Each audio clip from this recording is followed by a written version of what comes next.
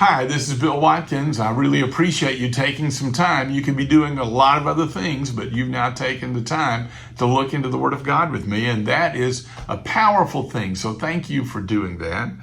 I want to take you back, as we've been talking for weeks now about the second coming of Christ, to the last thing that Peter said after he said that the heavens will pass away with a great noise, and the elements will melt with fervent heat, and the earth and the works that are in it will be exposed.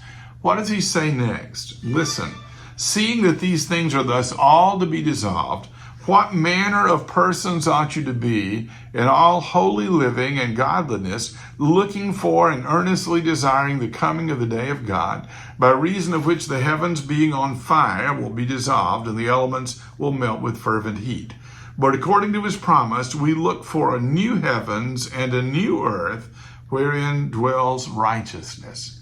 Okay, I want you to listen to what he said, because I mentioned to you earlier in the study that when Christ comes again, it has implications for us today. It says something about us and what God expects out of us. Listen to what he says here in verses 11 through 13 of 2 Peter chapter 3. What manner of persons ought you to be? And first he says, in all holy living. Do you know what the word holy means? It's an interesting word, hagios in the Greek, and it means something unique. At its root, it just means different. The temple was a holy building because it had a different purpose than all other buildings. It was the place in which God's presence was, and therefore it was holy. That God is a holy God, not just because he's morally pure, but because there is no one else like him. He is completely different than anyone else. So what does it mean when I live holy living? Because he contrasts holy living and godliness here. He says one of them is holy living, the other is godliness. So the first one, holy living, means that my life is different than other people's lives. I wonder if we realize, if we're getting ready for the coming of the Lord, that our lives ought to be different. We are a people for God's own possession. And that means that we live by a different set of rules. We live with a different set of expectations. We have a different master than the rest of the world does. We have a different set of marching orders and purpose than the rest of the world has. If I recognize that I'm a citizen of heaven living on earth, but I'm living by heaven's rules now, then that will change the way that I live. Is there any difference in the way you live and the way everybody else lives? And I'm not talking about that means that you have to dress differently than everybody else, or if in fact people are dressing in ways that are ungodly, yes, you ought to dress differently than them. But I'm not talking about the externals.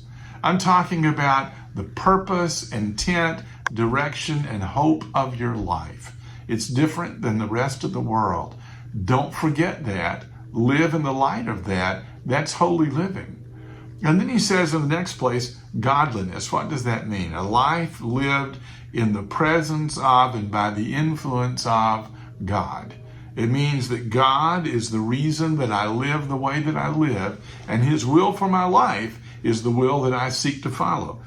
Live your life, since Christ is coming again, in all holy living and godliness. But then he says another thing that I think is really interesting. Looking for and earnestly desiring the coming of the day of God. Are you living expectantly that maybe today is the day that God will come again? And are you looking forward to the fact that one of these days we'll be at home with God? Or as he says in verse 13, according to his promise, we look for new heavens and new earth in which righteousness dwells.